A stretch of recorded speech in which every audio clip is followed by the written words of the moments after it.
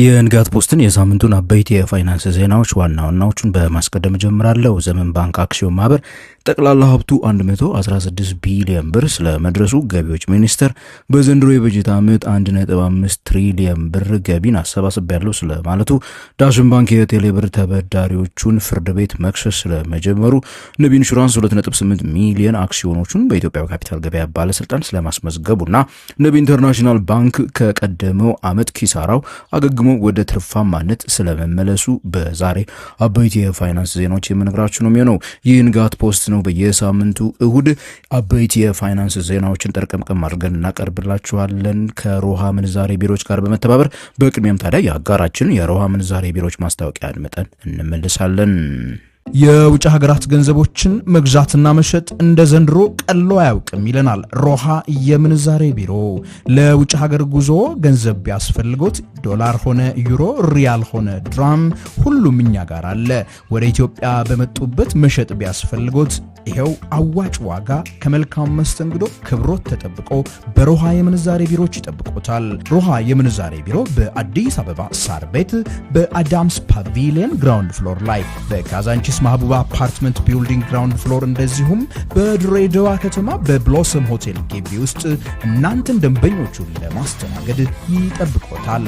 ሮሃ የምንዛሬ ቢሮ ታማኝ ኢትዮጵያዊ የምንዛሬ አጋሮ። በመጀመሪያም በዚህ ባሳለፍነው ሳምንት የውጭ ሀገራት ገንዘቦች በሮሃ ምንዛሬ ቢሮዎች ሲገበያዩ የከረሙበትን ዋጋ በመናገር ጀምራለሁ። በዚሁ ባሳለፍነው ቅዳሜ አንዱ የአሜሪካን ዶላር በ177 ብር ከ11 እየተገዛ በ180 ብር ከ65 ሳንቲም ሲሸጥ፣ የእንግሊዝ ሀገሩ ፓውንድ 229 ብር ከ51 እየተገዛ 234 ብር ከ10 ሳንቲም ይሸጣል። ዩሮ በ199 ብር ከ50 እየተገዛ በ203 ብር ከ49 ሲሸጥ፣ የዩናይትድ አረብ ኤሚሬቶቹ ድርሃም በ47 ብር ከ75 ሳንቲም እየተገዛ በ48 ብር ከ70 ሳንቲም ይሸጣል። የሮሃ ምንዛሬ ቢሮዎች ቅርንጫፎች ታዲያ ከዚህ ቀደም ከምታቋቸው ካዛንቺስ ማህቡባ አፓርትመንት ቢልዲንግ፣ ሳር ቤት፣ አዳምስ ፓቪሊዮን እና ድሬዳዋ ብሎሰም ሆቴል በተጨማሪም በቦሌ ቡልቡላ ረፈንቴ ህንፃ ላይ ታገኟቸዋላችሁ። ተገልግሉባቸው። አድራሻዎቻቸው ዲስክሪፕሽን ላይ አስቀምጬላችኋለሁ። በዚሁ ወደ ዝርዝር ዜናዎቹ የምገባ ነው የሚሆነው። ዘመን ባንክ አክሲዮን ማህበር በፈረንጆቹ ሰኔ 30 2026 በተጠናቀቀው የበጀት ዓመት 10.2 ቢሊዮን ብር ያልተጣራ ትርፍ ማስመዝገቡን ይፋ አድርጓል። የባንኩ አጠቃላይ ሀብት በተጠቀሰው ጊዜ 116 ቢሊዮን ብር መድረሱንም የማኔጅመንት ሪፖርቱ ያመለክታል። የዘመን ባንክ የተከፈለ ካፒታል ታዲያ 14 ቢሊዮን ብር መድረሱን የተነገረ ሲሆን ጠቅላላ ዓመታዊ የባንኩ ገቢ 17.8 ቢሊዮን ብር እንደደረሰም በዚሁ ሪፖርት ተገልጿል። ዘመን ባንክ በኢትዮጵያ የባንኪንግ ኢንዱስትሪ ውስጥ ከሚሳተፉ 32 አካባቢ ባንኮች ውስጥ በውጤታማነቱ ቀዳሚ ሆኖ ለረጅም ዓመታት የቆየ ሲሆን በዘንድሮ የበጀት ዓመትም 17 ቢሊዮን ብር ገቢውን ወደ 10 ቢሊዮን ያልተጣራ ትርፍ መቀየሩ ይህንን ውጤታማነቱ ጉዞውን እንደሚያስቀጥለው አመላካች ይሆናል። በፈረንጆቹ 2008 የተቋቋመው ዘመን ባንክ ከደንበኞቹ በአጠቃላይ 85.4 ቢሊዮን ብር ቁጠባን በማሰባሰብ 52.59 ቢሊዮን ብር ማበደሩንም እንዲሁ ለማወቅ ችለናል። በተጨማሪም ታዲያ ባንኩ ከውጪ ምንዛሬ ግኝት ረገድ በአመቱ 698 ሚሊዮን ዶላር ማስገኘቱንም ነው የሰማነው። የኢትዮጵያ መንግስት ገቢ በተጠናቀቀው የ2018 በጀት ዓመት 68 በመቶ በማደግ ከቀደመው ዓመት ማለት ነው 1.5 ትሪሊዮን ብር ስለመድረሱ የገቢዎች ሚኒስቴር ይፋ አድርጓል። የገቢዎች ሚኒስቴር የ2018 በጀት ዓመትን ሲጀምር አስቀምጦት የነበረው የገቢ እቅድ 1.28 ትሪሊዮን ብር ቢሆንም በዓመቱ አጋማሽ ከግማሽ በላይ 709 ቢሊዮን ብር በመሰብሰቡ እቅዱን ዳግም በመከለስ በየካቲት ወር ወደ 1.5 ትሪሊዮን ብር ማሳደጉ የሚታወስ ነው። በዚህ መሰረት ታዲያ የአዲሱን እቅድ 101 በመቶ ውጤት በማሳካት ከእቅድ በላይ ገቢን ስለመፈጸሙ ነው ይፋ የተደረገው። የሀገር ውስጥ ግብር በበጀት ዓመቱ 774 ቢሊዮን ብር የተሰበሰበ ሲሆን የጉምሩክ ቀረጥና የውጭ ንግድ ላይ የሚገኝ ገቢ በድምሩ 725.3 ቢሊዮን ብር ማስገኘታቸውንም ነው ለማወቅ የቻለው።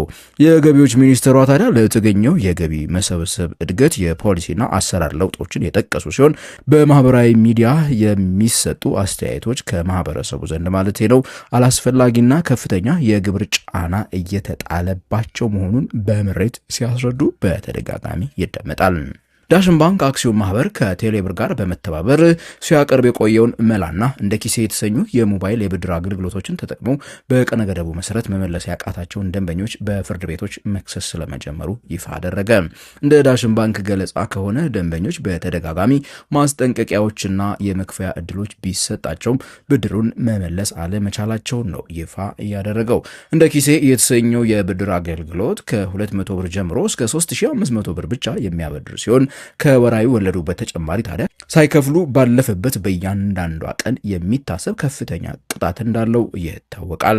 በቴሌብር በኩል የተለቀቀ የሞባይል ብድር አገልግሎት በሰኔ 30 2025 በፈረንጆቹ አቆጣጠር ለ3.1 ሚሊዮን ደንበኞች 32.5 ቢሊዮን ብር ስለማበደሩ የሚታወቅ ሲሆን ከነዚህ ውስጥ ደግሞ 13.2 ቢሊዮን ብር የሚሆነው ገንዘብ በሁለቱ የዳሽን ባንክ የሞባይል ብድር አገልግሎቶች ስለመሰጠቱ ነው የሰማነው።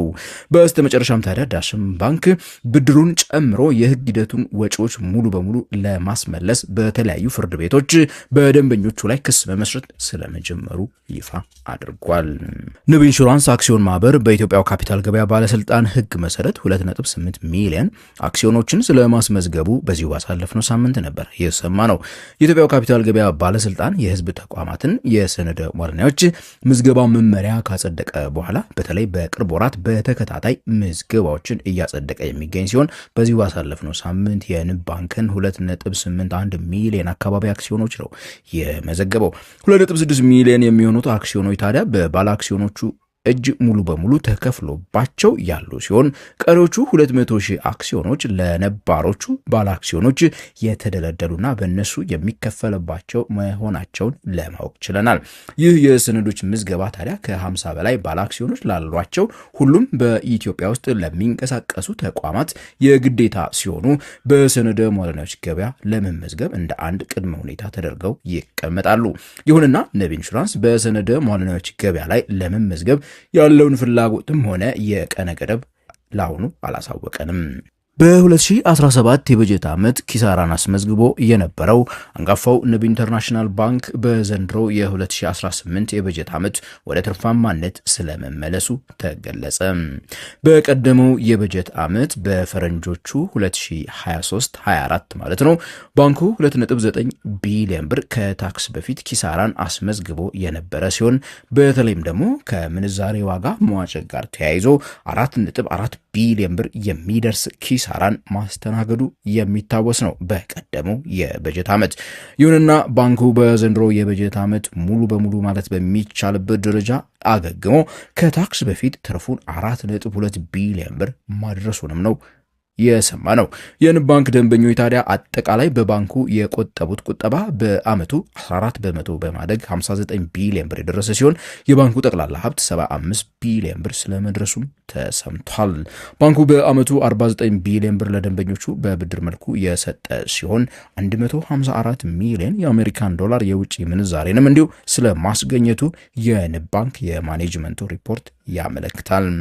የተወደዳችሁና የተከበራችሁ የንጋት ፖስት ቤተሰቦች ለዚህ ሳምንት ከንጋት ፖስት ከሮሃ ምንዛሬ ቢሮዎች ጋር በመተባበር ያጠናቀርንላችሁ አበይት የፋይናንስ ዜናዎች እስካሁን ያዳመጣችኋቸው ናቸው። ለዚህ ቻናል አዲስ ከሆናችሁ ሰብስክራይብ በሉ፣ ከኢትዮጵያ ውጪ ካላችሁ ጆይን በሉ፣ አበረታቱን እያልን በቀጣይ ሳምንት በሌላ የዜና እወጃ እስከምንገናኝ ድረስ ታዲያ ከንጋት ፖስት የምሰናበታችሁ የፍሬያማነት ሳምንት እንዲሆንላችሁ በመመኘት እኔ ገሜ ብርሃኑ ነኝ።